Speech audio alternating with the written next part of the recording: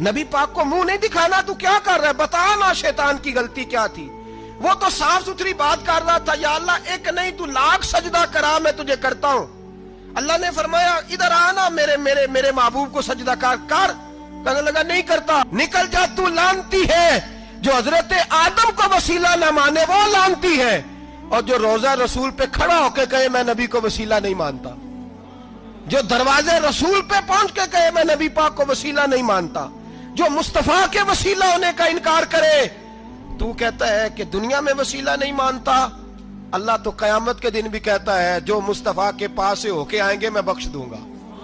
حضور فرماتے ہیں موٹے موٹے گناہگار آتے جائیں گے، کالی کملی کے نیچے چھپاتا جاؤں گا، جنت میں بھیجتا جاؤں گا۔ وہاں قیامت میں تیری معافی نہیں ہو رہی، تو یہاں نہیں مان رہا۔